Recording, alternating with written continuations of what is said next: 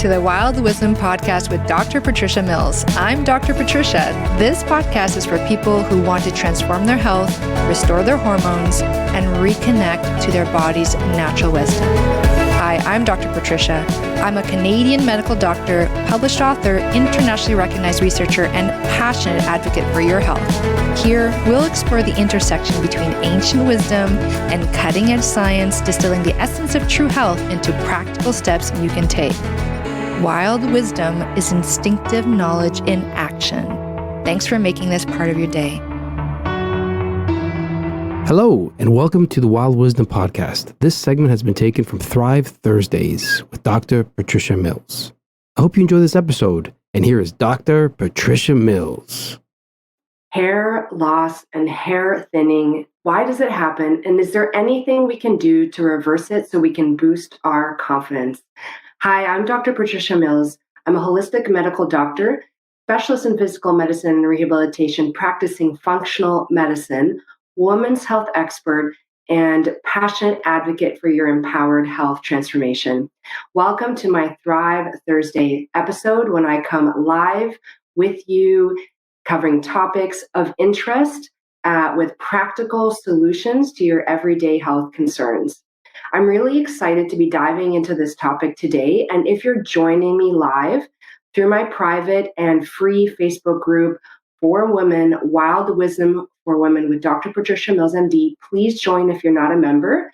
Feel free to put in your questions so I can answer them and give you a big shout out, because that is definitely a benefit of being a member of my free private Facebook group. So today we're going to cover a very important topic, which is hair thinning and hair loss.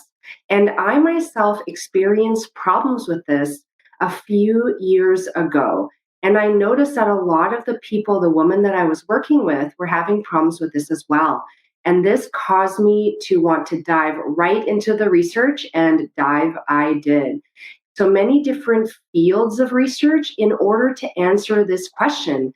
Because if you stick to just one field of research, you get one microscopic view of what is causing hair loss and hair thinning. But if you broaden your research lens to include many different fields, you start to get a very holistic approach of what's going on, which then gives you a holistic strategy. And I like to categorize things according to my 4 pillars for whole body health. And those are the stress response, the hormone balance, gut health, and toxins tolerance. And interestingly, everything I found on this topic of hair loss and hair thinning, I was able to slot into one or more of these categories. So I'm going to be guiding and structuring my conversation around those. And again, if you're joining me live, please feel free to put in your name and where you're calling in from, and please ask your questions. So let's go into hair. So what we are not going to be talking about today is the genetic female hair loss. So there are women who have a genetic condition where they experience hair loss before the age of 30. And that is almost 100% genetically determined. It is rare. It is a very relatively rare reason for hair loss and hair thinning. Most women live in the more of the environmental reasons for hair loss and hair thinning. So not the genetic, but the more of the non-genetic causes. And what's interesting about that is that that gives us solutions for us to be able to reduce the causes. And what we want to do is find the strategies to reduce those causes, right? So let's get into the reasons so that we can find the strategies. First, we have to understand what are the phases of hair growth and how do we support the phases that we want. So there are 3 phases of hair that the hair goes through. And the first phase is growth, okay? And the growth phase lasts for about 2 to 8 years, which is kind of crazy. So your hair can be growing for up to 8 years, which I find phenomenal. And then it goes through what's called a regression phase, where that hair follicle, it has like a little kind of, you can think of it like a little hair bud. It's like this hair follicle, which is the pocket with which and from which the hair grows out of. And the little hair bud within that follicle, during the growth phase, it's, big and beautiful and juicy, and it's making all this beautiful hair. And then in the regression phase, so the growth phase has stopped, it's no longer growing. You have the regression phase, that hair bud kind of shrinks and shrivels up, so it's no longer able to promote growth. And then it goes into a resting phase where it's not growing, and it's going to then fall out. After a period of time, it then falls out. And if you look at the scalp all over your hair, about 85% of your hair in your younger years, let's say, like in your 20s to about your 40s or so, or your 50s, you are 85% of your hair is in growth phase. About 1% is in regression phase, and 14% is in resting phase. What happens when we age is that the growth phase decreases. So rather than it won't be 2 to 8 years, it'll be less time spent in growth phase. And then once that hair falls out, it takes longer for it to go back into growth phase. So the hair falls out, there's no hair in the follicle, and then what typically happens, eventually the follicle starts growing hair again. And with age, it takes longer for that to happen. So now the hair is falling out sooner, and it's taking longer for another hair to grow back in. So then you experience the appearance of hair loss. Not only that, as we age, by the time the hair is growing back into that follicle itself, the home for the hair growth, has now shrunk in size. So the hair that does grow back is thinner. So now you have the hair loss with the hair thinning. Now that happens with age, and it can also happen with conditions that affect our health negatively. So you may actually experience this before the time of aging would have naturally allowed this to happen. So there's things we can do to reverse hair loss and hair thinning when it starts to happen sooner than it should. And there's also things that we can do to support in the aging process so that we can support that growth phase as much as possible. Now, there's a really great question from a Facebook user, and the question is this men too? And the answer to that is yes, this is men too. And what I'll do is I will highlight further along the talk what is different between men and women. And I am focusing this conversation for women. However, it's all relevant to men up until one point, and that's when we're going to talk about the hormone balance pillar. And I will point that out for you. So great question. All right, so what we want to do is we need to understand what could negatively affect that growth phase, or in other words, another way to look at it too is what supports the growth phase. So what we know that supports the growth phase are hormones. So interestingly, in that follicle, in that home for the hair bud where the hair grows from, are what's called receptors for hormone. And receptors are basically like a lock that receives a key. So the receptor is the lock and the hormone is the key. And in order for the functioning of the organ, like the hair follicle, to work properly, that hormone has to go in and interact with the receptor. So the lock needs to interact, the key needs to interact with the lock for the door to open and for things to start happening inside, okay? And there are a few key hormones when it comes to hair. One hormone is what's called the insulin-like growth factor, okay? It's a growth factor. It supports the growth of the hair. And it looks like insulin, which is our sugar hormone. Insulin is a hormone that is produced in response to seeing sugar in the blood from the foods and the drinks that we consume. Interestingly, this insulin-like growth factor gets blocked from working at the receptor in the hair follicle when there is too much insulin being made in response to what we are eating and drinking. So I'm highlighting right now a very, very important environmental factor, environmental being things not related to your genetics, but things that are happening to your body as a result of its being exposed to, in this case, what you're eating and drinking, that is affecting its ability to grow the hair. So whatever you can do to balance your blood sugar, and I go a lot into this in my teachings. So eating foods and drinking drinks that support your blood sugar balance.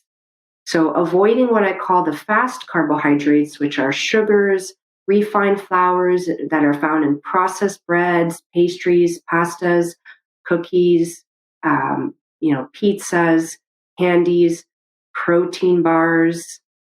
Protein powder, by the way, does powerfully stimulate insulin to be released as well. So if you're someone who's overdoing the protein powder, this could be a problem. Basically, you want to keep your blood sugar balance in check, and you want to make sure that your insulin levels are stable so that your hair can be exposed to enough of that insulin-like growth factor and not have that blocked by the insulin hormone itself. So that is a really key finding that I came across in the research. The second hormone that is really important for this is called progesterone. Progesterone is known to be like our chill hormone, our relaxing hormone. And if you're interested in getting pregnant, it's the hormone that supports fertility. And it's one of the reasons why women who are pregnant get really luxurious hair. They get a lot of progesterone, which supports that growth phase. Interestingly, progesterone is blocked by the stress hormone cortisol. So cortisol is the hormone produced when we are in a state of stress. And that's the first pillar of my four-pillar method to whole body health, is the stress response. So it could be a physical stress, such as having an infection. For example, viruses. A lot of people who experience COVID speak about how they experienced hair loss and hair thinning after that. And that could be due to the emotional stress of having an infection, such as COVID. It could be the physical stress of having an infection, right? So there are different kinds of stress, and the end result of that stress is that your body is creating a lot of stress hormone cortisol in order to cope with that stress. And that goes in and it blocks the ability of progesterone to work. How does it block it? It actually decreases your body's ability to make progesterone. Now, that doesn't happen right away with a single, like an isolated, a unique stress response, like, a one-time stress response doesn't happen. It's if that stress response continues to happen over time, that's when you start getting into problems with your body making hormones like progesterone. Other hormones are also affected, such as estrogen and testosterone. And testosterone is a hormone that for men is particularly important when it comes to hair growth. Women's hair growth is not as affected by testosterone as men. Men have the testosterone piece. However, testosterone production is negatively affected by the sugar hormone insulin effect and by the stress hormone cortisol. So this also applies to men, however, through a different pathway, which is the testosterone pathway. The third hormone to be aware of when it comes to hormone health, so we're touching on that stress response and hormone balancing, so the first and second pillars of my whole body method, is the thyroid hormone. The thyroid hormone basically regulates energy in our body, as well as the energy that is necessary to make hair grow. You need energy for hair to grow. So in order to support hair growth, you need to support your thyroid health. And I do a lot of teaching with women who I work with, clients, people who listen to my teachings about the sugar hormone insulin, about the stress response, about things like supporting your thyroid health. And interestingly, it's all interconnected. Did you know that if you have a high stress response with a lot of stress hormone cortisol being produced, cortisol blocks the ability of thyroid hormone to work in the tissues of your body? So you could even go to your doctor and say, I'm experiencing hair loss and hair thinning. Could you check my thyroid hormones just to see how they're doing? That could either end up showing up in something with your thyroid health, or your thyroid panel, your thyroid investigations could actually show up completely normal. And the problem is actually at the level of the tissue. So, not in the blood, not in the ability of your thyroid to make thyroid hormone, but the inability of your tissues, of your cells, to respond to thyroid because it's being blocked by the stress hormone cortisol.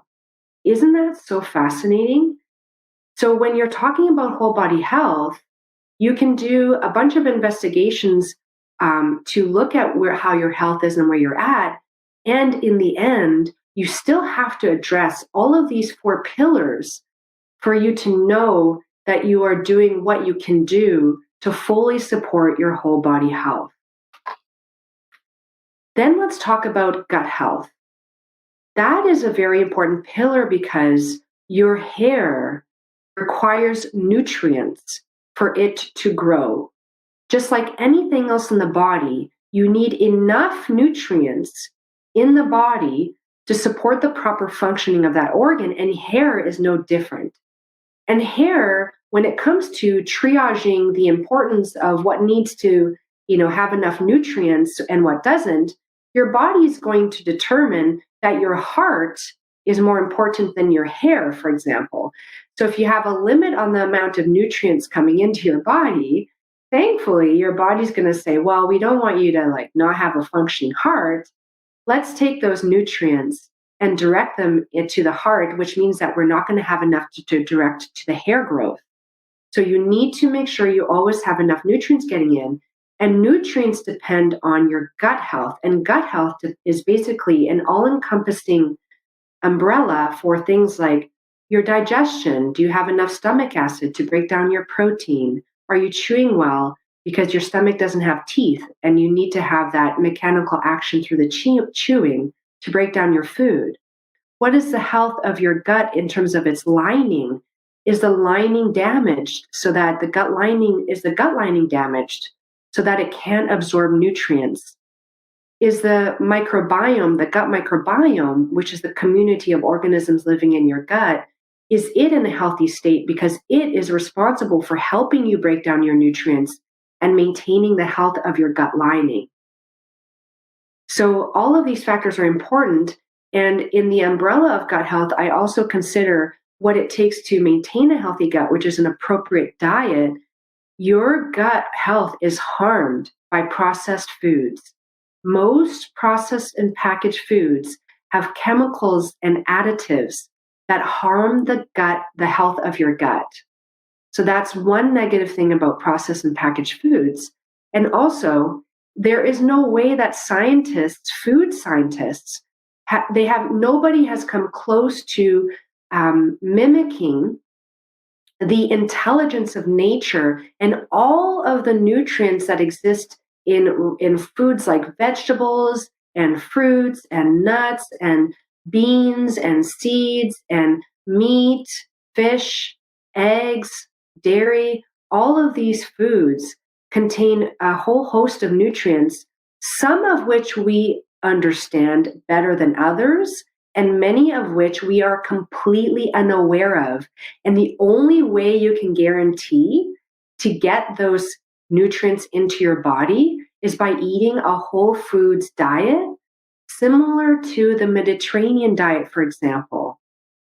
So this is very, very important to understand. And the 4th pillar is the toxins tolerance.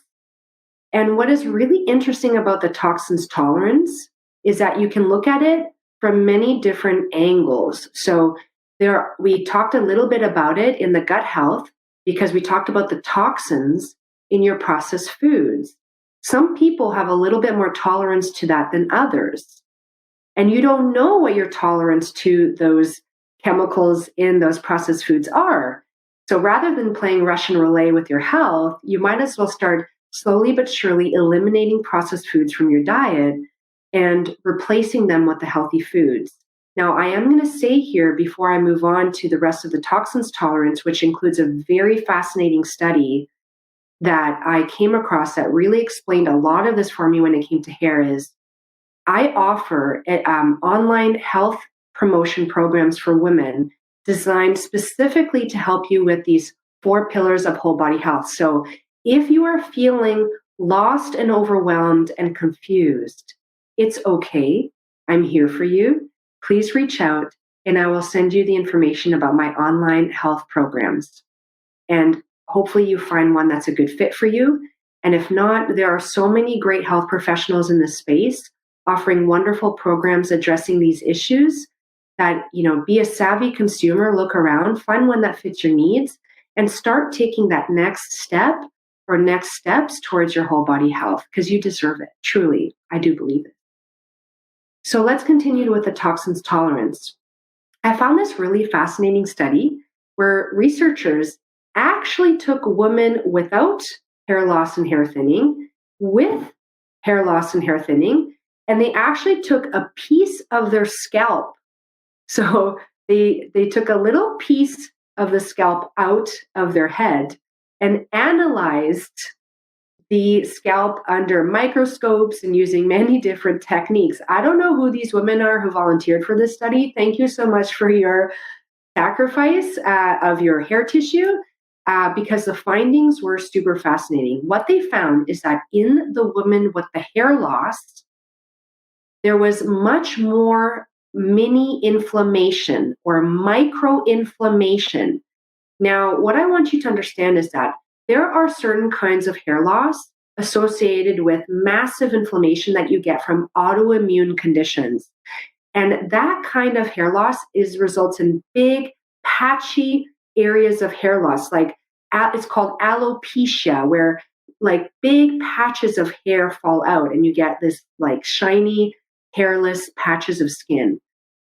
This is different from the hair loss and hair thinning we're talking about, where you get hair thinning or hair loss around the edges of your scalp, just above the ears, which are called the temporal areas, and along the middle of your hair part, down like the center of your skull, from the forehead down.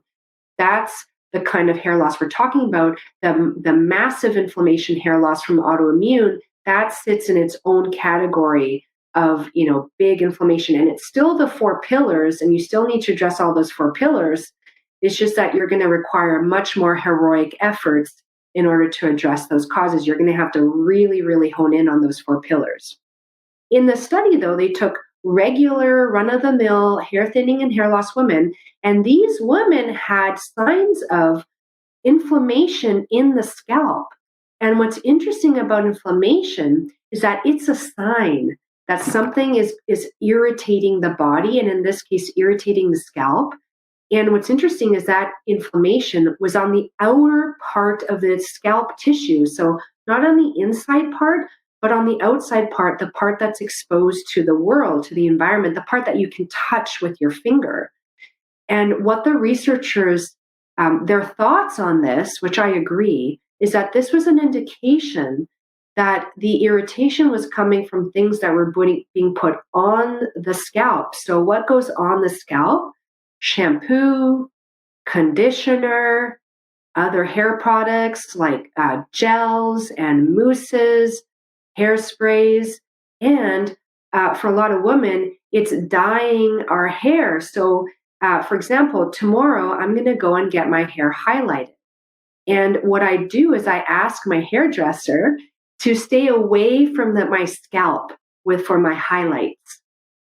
And I do that because I'm aware of the fact that anything that goes on the scalp, and particularly at a hair salon, is going to irritate the skin on my scalp. And that, according to the study, could be a contributing factor to hair loss and hair thinning over time. So I use organic shampoo. I really like the Carina Organics hairline, Carina.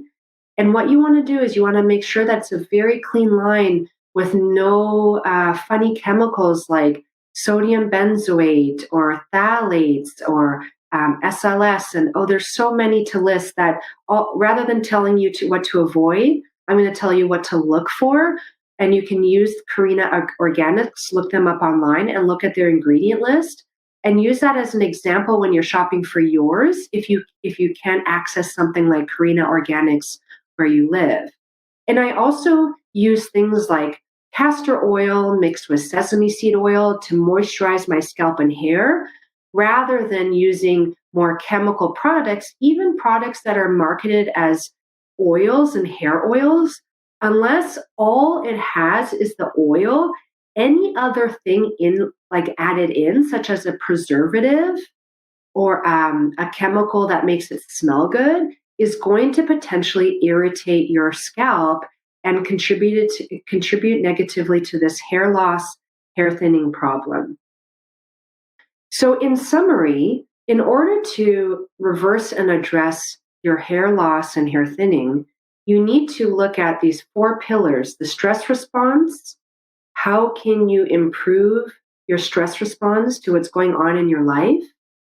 And sometimes you need to give yourself supplements in order to cope with the stress response. For example, I really am a big believer in taking magnesium supplementation, which really gets your magnesium really gets drained with your stress response. So topping up certain minerals that get drained by your stress response can be so helpful for hair health.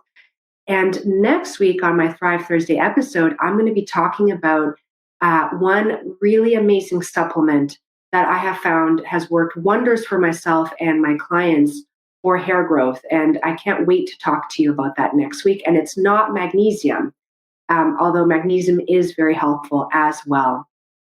And the second pillar being the hormone balance. And in this case, it's the stress response and the blood sugar hormone, insulin. So really balancing your blood sugars, very, very key. And my program, Body Wisdom, we do a blood sugar monitoring and balancing as a group using things like the traditional finger prick method to measure your blood sugar, or the continuous glucose monitor if you don't like pricking your finger every day. And we really hone in on what are the foods for your unique body that do or don't trigger a massive spike in your blood sugar, which is what leads to the problems with your sugar hormone insulin.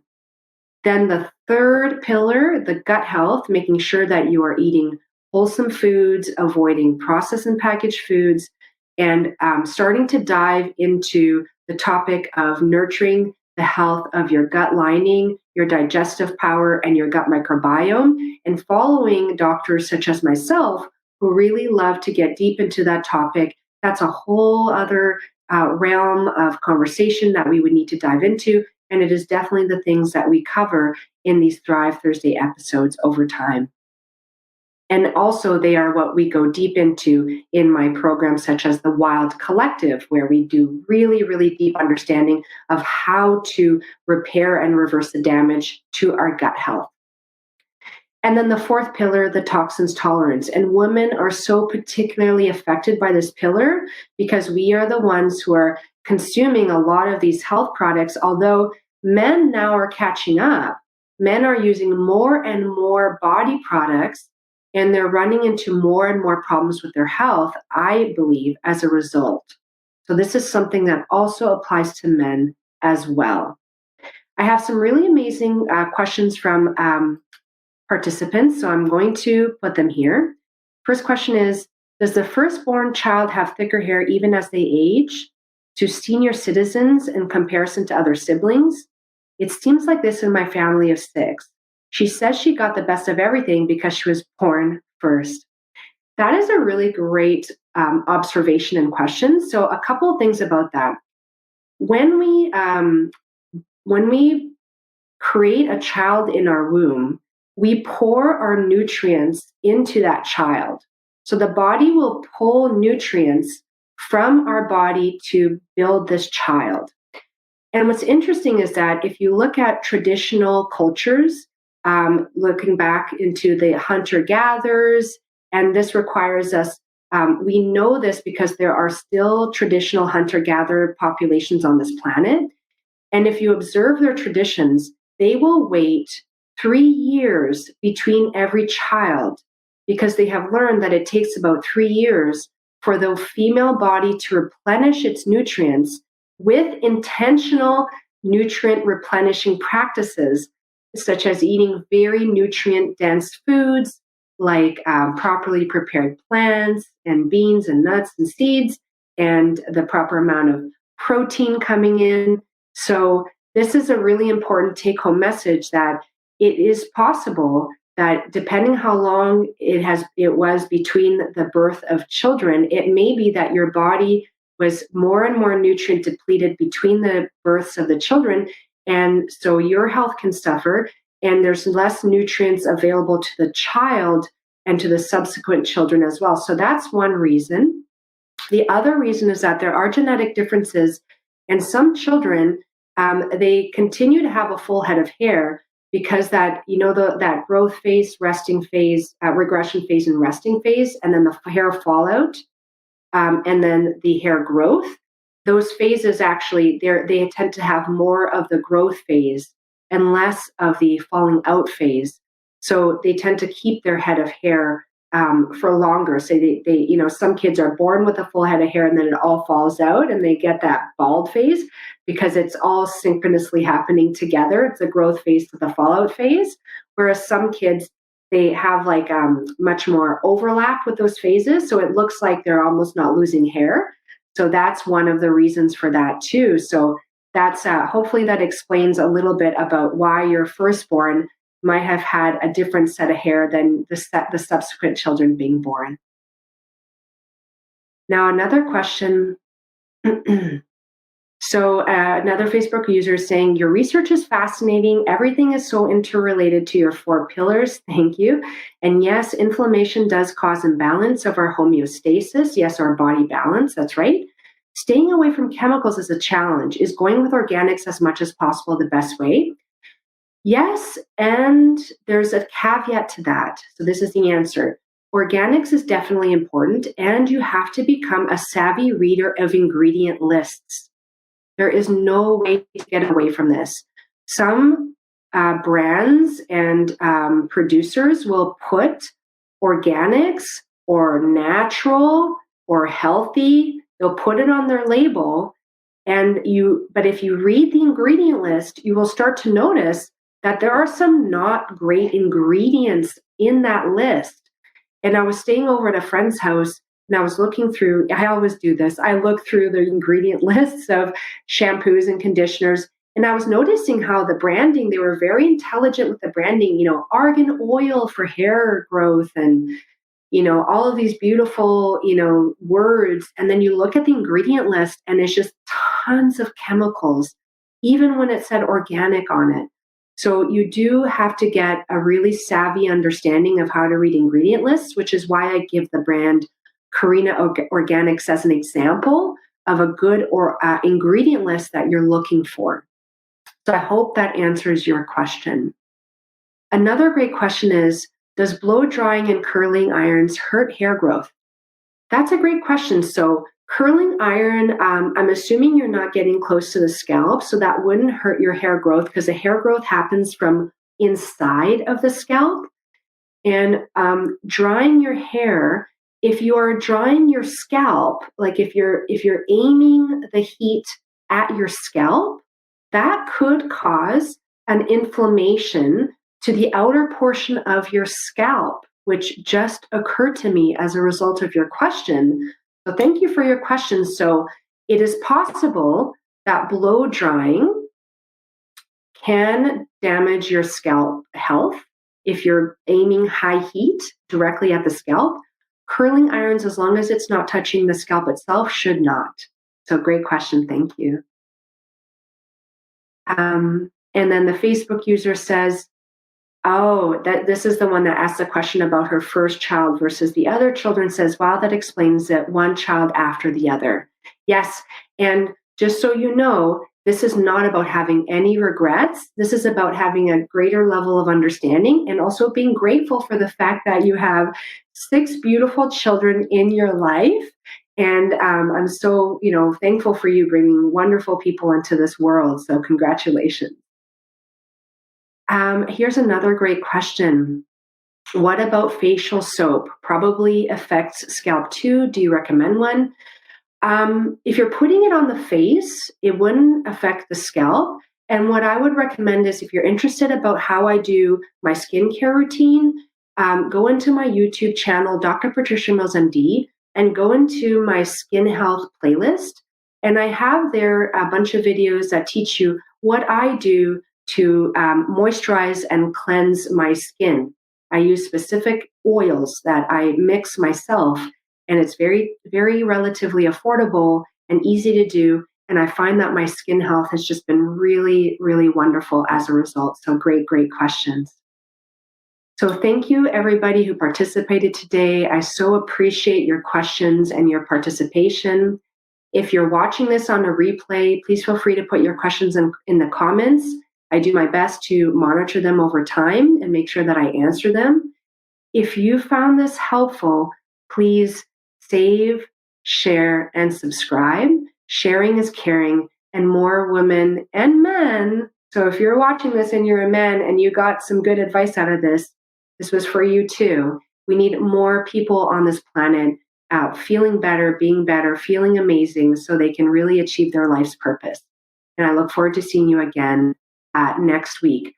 Oh, I have another question from a Facebook user. Also good to check products on the Cause DNA site. Yes, there's a really wonderful website called COS DNA. And what you can do is you can go and type in your ingredient list or even cut and paste the ingredient list. And that's in the ingredient list analyzer, I believe. And it will analyze the toxicity rating of each product for you, which is amazing. I'm getting so many questions. I love it. Here's some more questions. Isn't hair thinning genetic as well? Yes, I addressed the genetic hair thinning at the beginning of my talk. And there is a small percentage of hair thinning that is genetic.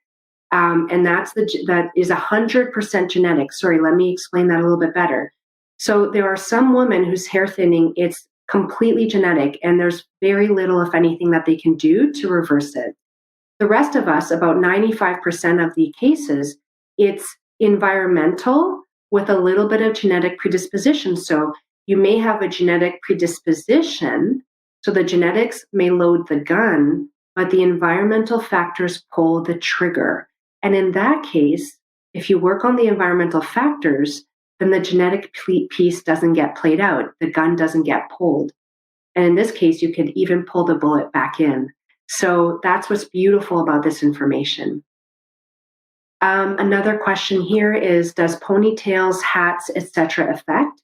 That's a really great question. And I would say that it probably does to a certain extent, because if you take your hair and you pull it really, really tight, that can actually, not only can that pull the hair itself out of its follicles, it can also probably create a little bit of inflammation from that tight tension in the hair follicle. And when you wear hats all the time, especially if it's decreasing oxygen to the scalp, for example, that can negatively affect it. And also the hair, the scalp, does need a little bit of sunlight. It's like a nutrient, right? So not a lot of direct sunlight, but a little bit of filtering sunlight. So that morning sunlight, afternoon sunlight can be really helpful. Our whole body really benefits from the right amount of sunlight. So it's possible that if you're blocking your hair all the time, your scalp all the time from the sun, it is possible that that would decrease your body's ability to grow healthy hair. So I love this. Thank you so much for the wonderful input, ladies. This has been wonderful. And again, if you really love this, please feel free to save, share, and subscribe. And I look forward to seeing you next week, where I will be talking about this really wonderful supplement that not only works for hair growth, but also works for the nail, the skin, and the bones, which is kind of amazing. So I hope you have a wonderful rest of your evening, day or night, depending on when you catch this, and I'll see you next time. Bye.